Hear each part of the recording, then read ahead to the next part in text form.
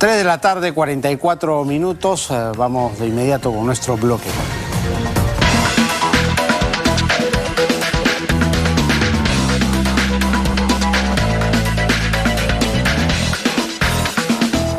Hemos tenido buenas noticias ambientales en nuestro bloque anterior. Hoy, lamentablemente, tenemos en el plano económico noticias no tan alentadoras porque los pronósticos de inflación para el segundo trimestre del año están prácticamente 2,5 puntos por encima de lo que se había vaticinado inicialmente. Se había dado como pronóstico 5,2% de inflación, al parecer vamos a llegar a 7,9%. Y eso lo sentimos todos cuando compramos desde un chicle hasta nuestras compras de la semana. Cada vez el dinero sirve para comprar menos porque las cosas están subiendo. En una inflación además que es global. Y la pregunta es, ¿qué hacer? ¿Es que hay algo por hacer para tratar de frenarla siquiera? ¿Se puede hacer algo? Esa pregunta se la trasladamos a César Fuentes, director de la Maestría de Gestión Pública de SAN, que está con nosotros. César, ¿cómo estás? Muy buenas tardes. Muy buenas tardes, ¿qué tal? Encantado. Esa es la gran pregunta, ¿no? Finalmente se habla de un fenómeno global, efectivamente. Todo el mundo está batiendo récords en cuanto a inflación y nos preguntamos si es que hay algo por hacer, algo que el Estado, algo que el gobierno pueda hacer para frenarla, o tenemos que resignarnos nomás. No, creo que si uno ve efectivamente lo que está haciendo el Banco Central de Reserva es la política correcta, es decir, lo que está haciendo el Banco Central es subir la tasa de referencia, es decir, la tasa del costo del dinero está subiendo, hoy día está en 5%. Y no me sorprendería que el Banco Central en los próximos meses lo suba un poco más. ¿Qué es lo que está haciendo? El Banco Central está haciendo esto fundamentalmente para que las expectativas de inflación no suban. Hay dos cosas que tenemos que distinguir, ¿no? Uno es el tema de la inflación, que el ama de casa lo sufre cuando va al mercado, cuando va al supermercado, cuando tiene que pagar cuentas. Esta es la inflación que tenemos hoy. La que es realmente de mayor preocupación para el Banco Central es la expectativa de que esta inflación en la cabeza de todos los peruanos se nos quede y quedamos siempre pensando que la inflación va a ser 7, 8% más. Esa es la preocupación hoy día del Banco Central y por eso es que está haciendo justamente subiendo las tasas de interés de referencia. ¿Para qué? Para que, ¿no es cierto?, la expectativa de inflación se mantenga relativamente baja, cosa que aparentemente está todavía inferior al 5%. Con esta medida lo que se hace es se frena un poco el circulante, ¿no? El dinero circulante y con eso exacto. Lo que hace el Banco Central de Reserva, hay varias medidas para hacerlo. Uno es, lo que hace es sube la tasa de referencia, lo que implica, ¿no es cierto?, que va a vender certificados del Banco Central de Reserva, quita liquidez al sistema. Al haber menor liquidez al sistema y menos crédito, sube el crédito, frena la demanda y es un tema clásico de ajuste, ¿no? Si uno ve realmente las cifras de crecimiento del crédito desde julio del año pasado, claramente hay un frenón en términos de crecimiento de crédito. Pero lógicamente no solamente es un tema de demanda, como efectivamente han indicado, es un tema también de una cadena logística que afecta a dos grupos importantes en el tema de la canasta básica, ¿no? Alimentos, acordémonos que el Perú, 38% de la canasta son alimentos fuera y dentro del hogar. Eso es lo que más pesa.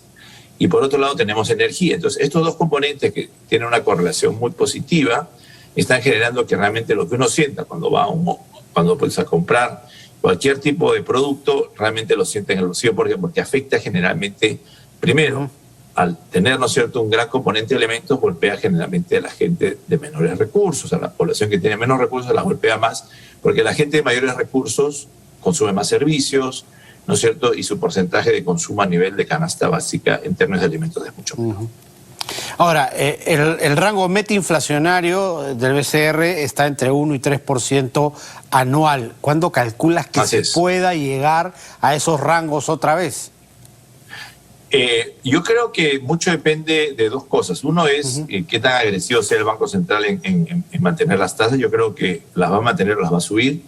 El horizonte que depende primero de la política monetaria, que creo que es la correcta, y depende también de cosas que no maneja el Banco Central, que es las cadenas logísticas a nivel global.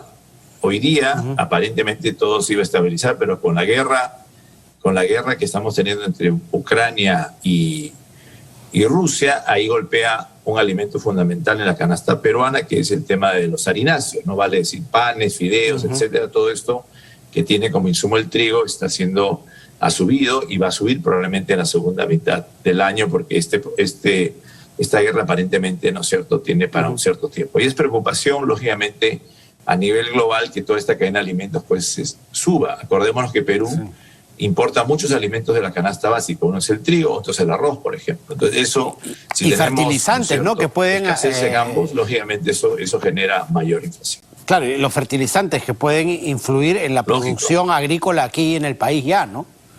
Así es, efectivamente. Entonces lo que tienes es que tienes un costo a nivel de insumos, como tú has indicado, efectivamente es el tema de fertilizantes, el tema del petróleo, que es para transporte de todos los productos, y además tenemos que Perú, ¿no es cierto?, importa mucho estos bienes que consumimos diariamente, ¿no? El arroz, los trigos y todo lo que usa para el trigo, todo lo que se usa de trigo, que es el pan, fideos, etcétera. Entonces ahí tenemos un tema, porque diríamos, el menú peruano, o podríamos decir, ¿no es cierto?, la dieta peruana basa mucho de sus alimentos en todo lo que es harináceos y también el tema asociado pues a todo lo que tiene que ver con energía. Hay que bajarle a los carbohidratos entonces, obligado por el precio.